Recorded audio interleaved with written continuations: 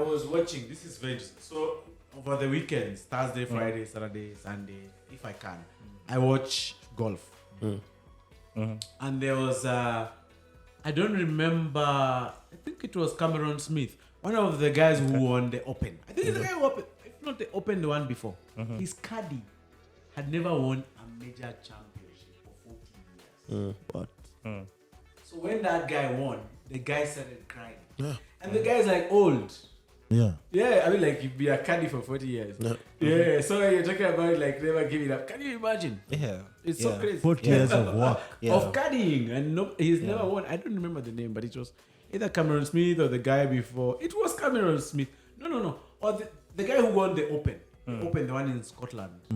So some young guy. You can Google him.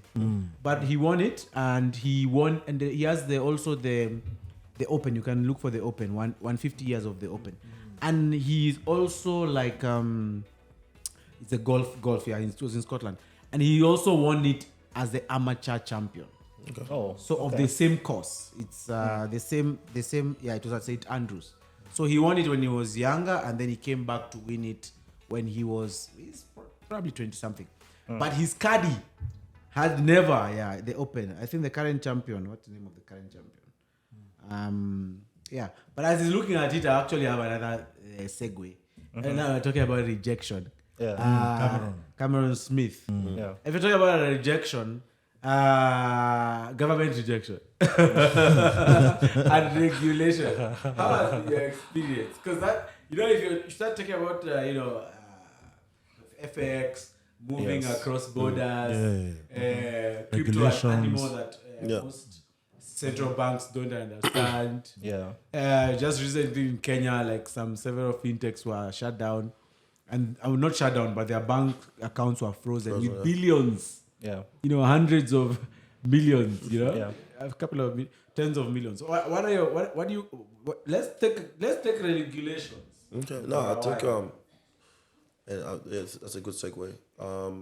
2018 or so, myself and Pascal was writing proposals for a couple of governors within Nigeria, just of outreach, right? And understanding that. But so through that process of creating all these different documents, we understood that obviously, yes, outreach is needed, right? Outreach is needed because it is so technically focused, and then you have to relay that in a concept. But I think as well, that's why the academia sector that we operate in, because within the academia sector that pushes innovation. So partnering up with academia in these localized type of like areas or regions that can help assist with these regulations. Right? Obviously, within Africa, I think there's 50 plus countries. Every single is different. Yes. So it's like you got to be on top of that. Rules are always changing. Yes. But I think from the entrepreneurship side and the developer side, Yes. do those rejections that you get from governments. Yes. That reiterate your product. Yes. Makes you think differently. What are the other possibilities, and how can I still operate in this country? Yes. If Even I find without. exactly. Yeah. So does it mean that when a government regulator rejects you, it's just that they're out, they don't know what's going on? And is it like, do you get more success by teaching them, creating a caucus where they learn? Exactly. I think again, it's in the relationships, right? You have to ask the question: is there a symposium of Web3 companies that could stand all together and have a mission to educate not all regulators in Africa? Of course, that's going to take a time. Regulate like the Nigerian market to start off with, right? Yes. Do those avenues exist, right? But can we all talk as one? Okay. Right, because we make up a sector, right? And it may start by little things, right? Like forums, and then, it morphs into conferences, and then like organizations, right? Okay. So I think there's also the timing, right? Obviously, we're very, the Web3 space, like 1 year in Web3 is like 1 light year, right? So it's very hard for the regulators that are with a system that is not very marginal, right? But then again, right, it's a difference in opinion, but I believe we think of decentralization, right, in our own space. That was still part of a governance structure. Centralized, yes. Right. So in that point, one of the resistances from the central banks or whoever it is, Yeah. is it because you're taking away their power? That's the Let thing. us, right? let us also talk as Africans. They need to be still. There's still going to be a government. Right? I think there's this concept from the African context, right? Yeah. If you're building, you need to understand, right, that a lot of our governments are still new. They're still forming into. They're in an, I would say, developing, right? Yeah. mode, right. So what we can do here is we have to be part of that development. You cannot build outside of it. It's not going to work. Right. Maybe in the Western world, those type of avenues might come up, even though I think it's also very early. Right. This just happened to be one of those scenarios where the space itself is way too advanced. And the only reaction that the regulators can have is to slow it down, right? So that just they so they survive can or buy understand time. it, yeah. But then, yes, it creates a negative ripple effect on the businesses and the sector. But then what we need to, it's like back and forth. We need to, I think we need to go, right? We need to be a little bit more open. We need to highlight what the opportunities are, what the risk is. Like, for example, today we have a major risk in the Web3 space in the continent because our access into Web3 has to come from, like from a cryptocurrency standpoint, has to come from traditional services, bank accounts, or whatever that is. Okay. But there are restrictions there. Okay. Right. So now if you've created a chokehold in the access layer, and like I said, 1 year in Web3 is like one light year. Now it's DeFi, tomorrow it will be something else. New, So we are missing out on multiple waves of like of innovations, Innovations, and new right. features, new things. right. So by the time you open up the gates and you relax things, we're starting as pure customers. Oh, Users. to other economies. We are like the number one. Sure, because You know, it's like that's very true. we're pure customers, right? And even yourself, you're going to have to only regulate us at the retail level. You're not going to get the chance to regulate Somebody at else the will own that innovation level. space. Exactly. Yeah. Right. So it's like we need to go there and highlight this risk. Like, you need to be looking at this. You need to, matter of fact, we can help you set up a program, or we can help create a pilot project, right? We can pull in other experts from other areas, right? Like, I feel like we need to do a lot of the getting into the room, right? And really having those conversations, because Powers of like position. I'm not going to let, like, I mean, I've not done this in Cameroon, but maybe in other countries. Yes. But if our central banks, for whatever reason, right, turned out to be in the scenario I just explained, it's not only their fault, it's our fault too. Okay. We didn't go knocking the doors. And something else, even as we're talking about these guys, Yeah. it's a very, Africa is infrastructure hungry. Yeah. Is there a way of opening their eyes by, for example, DAOs that allow them to raise infrastructure funding? Yeah. Because that could be the story where that could be the thing they Yeah, so understand. myself and Pascal, we're just part of the African DAO. Okay. We just raised, I think it's 90 million committed, but we just got another 20 million commitment. So it's a DAO. You raised 900. No, 90 million committed.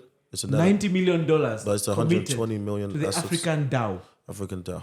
Yeah. That's gonna be building Africa's infrastructure. Yep. Investing in Web3 projects. Hey, that Mainly in thing that Web3, needs to be. mainly in Web3, but that's just an example. Example, right? yeah, And yeah. a lot of the funding behind this is not from this side; it's Yes. external. Yes. Right. So, There's it's good because there's a huge potential even to tap into.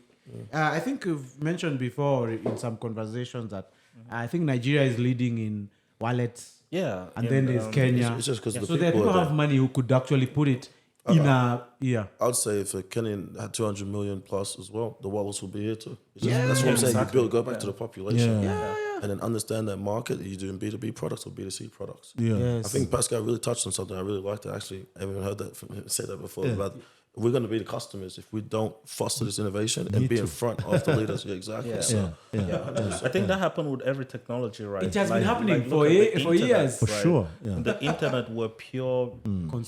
users, right? We were pure consumers for a long time, And even yes, right now we have African telcos that are doing quite well. They're spread out around. Yeah. But And even them, if offerings- they're not going to move fast enough, they're going to be consumed, exactly. right? This My is man, something my man. that's coming up.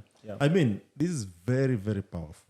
10 years ago, I foresaw this. Like, I committed to like build, an army of African developers and entrepreneurs so that we can just move from consumption to builders. Yep. Production, yeah. And one of the ways that we are able to do that, even if you look different markets across Africa, is that we export a lot of talent nowadays. Yes. Before we could only import. Exactly. And I think where the problem is when it comes to things like bridges, civil engineering and stuff, we're still importing. And I think there needs to be like tweaking around there to ensure that also we're exporting that talent. Yeah. Because once we do that, then those people are well resourced and they can come back and start now building so that we can be able to move from that paradigm of consuming. Because with consuming, actually, you can only spend. There's no other way. Exactly. And you can't grow with that. Exactly. So that I think that's very, very powerful. but That's why I'm insisting on it. Personally, I'm very big on like always going back to the reality. Like I mentioned,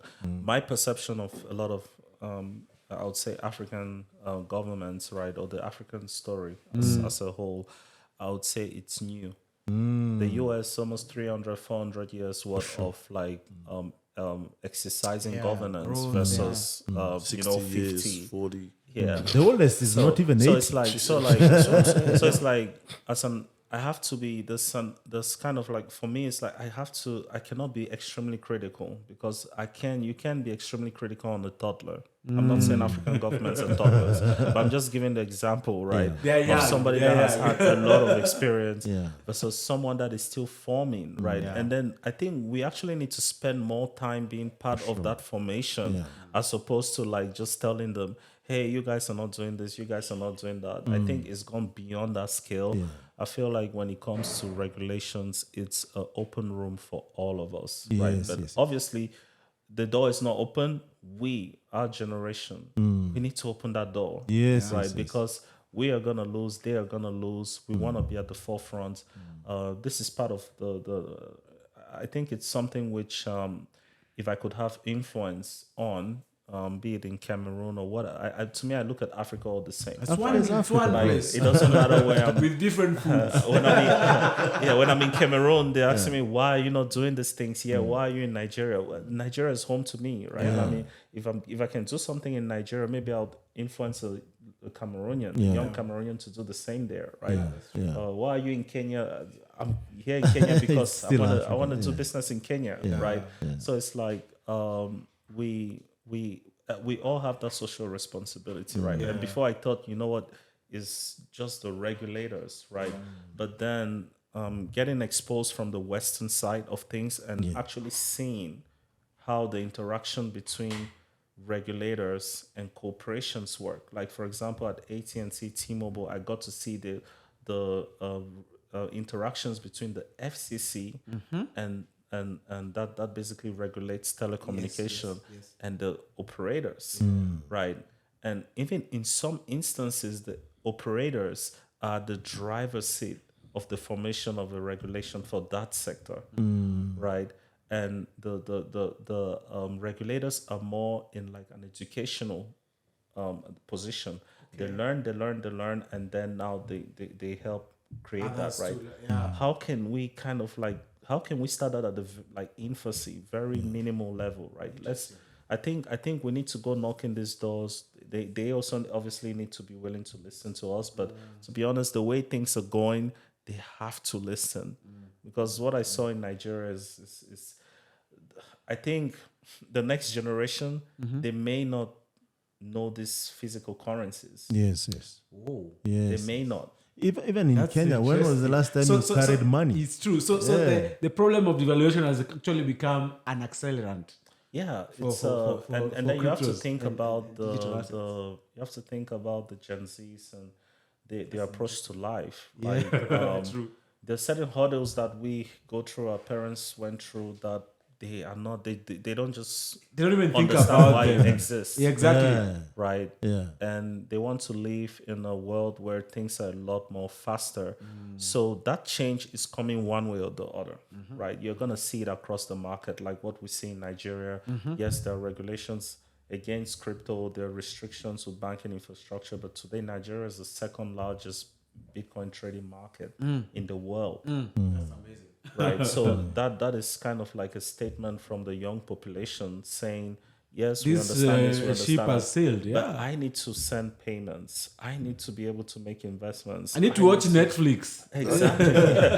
Yeah. So it's like it's going to come one way or the other. And I think as us founders today, we need to start building that relationship, right, of having stake also in the regulations that are essentially going to impact our sector. Okay, finally, how important is brand when you're building a startup? Branding is so complex, right? And I think I think Engineers don't I think about branding. engineers would- yeah, A lot of startups in Africa, Yes, they don't yes. think about brand. Because they're engineering based. If you Yeah. think about how engineers think, is Yeah. product first, does it work? Can I'll people let use it? Deji give Then it. Yeah, branding is very important. I Yeah. think if you don't have it naturally, then that's when you get a team, right? If you get an external team, But I think just knowing knowing your skill sets and who you are. I think I tell people when I look at myself in the mirror, I know exactly who I am. Just being honest. I'm good at certain things. I'm not good at certain things. Yeah. If you're really good at we talk about communication. Yes. That's the natural branding. Yeah. Right. Yes. I think, like you said, you just met Pascal. Yes. And now that's branding. That's still another form of branding. I'm like, okay, let's connect. And then we create a value. Yes. And with this podcast, so it's just that if you're really tech heavy, tech acronym, lean on your network to help assist with that. But it is very important. Yeah. I think everything is so we're in that data, like we mentioned. It's all metadata. Yeah. So I think very, very early on, I have a very close friend, Devontae. We talked about if we can't be the media, if we can't get these placements, then we make our own. Look at you have Medium. Yes. If I have an announcement, I go on Medium Yes. and I'll push it out. Now you have Instagram, so it's like you have all these different channels and your own news stories, your own video content. You can do it yourself. Yes. And if you can't do it, then I know there's someone maybe everyone in this room has a videographer or somebody. There's another student that will do it the same thing, and because they need to get the experience. But very important. I think self-branding, communication channels. But I think that's something natural, but it's very, very important. And I And think part of owning your uh, story. Yeah, Yeah, exactly. The exactly. narrative. The narrative. I think as founders, even at a level, right, I've got to learn. Sometimes you have to get out of the building phase and you have to get into the marketing phase, right? Yes. Whether you want it or not, you have to, because there isn't always a market just waiting out there, right? You're gonna have to communicate. There's some type of communication.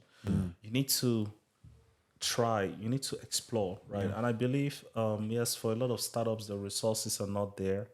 But at least one of the things which you have I would say, in your favor is the ability to try multiple things. Yes. Right. I think that's one of the things you have in your favor. So, and I just believe everybody can do. Marketing is one of those things where I think as a founder, you should have the fundamentals. And I would actually talk about the experience we had with one of our accelerator programs. Okay. So the first day it kicks off, we meet all the founders, we introduce ourselves to each other, we walk into the room, and they're like, okay, we're gonna let you for 3 minutes pitch your company and to each other. So we wake up and everybody just like pitch their company, and we sit down and they're like, okay, so now there's cars waiting for you guys outside. We're going to take you guys to the mall across the street, and you're gonna pitch to the people at the mall. Oh, that's interesting. Yeah. So now you find yourself, pitching to this older lady that is just trying to shop. You find yourself pitching to this woman that has 3 kids and they're making noise and all. You find yourself pitching to someone that doesn't understand what you're talking about. Yeah. So to me, that what I just explained is should be at the core of every founder, even if you're technical or not technical. You'll be willing to get out your comfort zone. Exactly, nobody would sell that product, right? Better Especially than at you. the infancy, Yes. better than you. So if you start building those skill sets little by little, by the time you have the marketing resources, you're gonna be so dangerous because from get-go, like you can even influence what those strategies are because you've tried it before. You know, and you know what see works. it worked. Yeah, I mean, because anyway, our story has been told for a long time. We don't get a chance to tell our own story, and sometimes I see people speak about important things for like 1 minute or 2 minutes. Oh, yes. In important platforms, whereas other players are taking like an hour to Yes. explain themselves in detail. Yes. So already that's like an unfair Yes. competitive advantage that they have against Yes. us. So, Yes. so ladies and gentlemen, this has been Africa Stalking Podcasts, and we had our awesome guest, co-founder and CEO Pascal Sama the fourth, and Oyedeji Oluwoye, co-founder and CTO from Canza Finance. Check it out, it's canza.io, and enjoy. Until next time, it's yours truly, Michael Kemadi or MK, and Grabbing go. thank you so much. Thanks, guys. Thank you.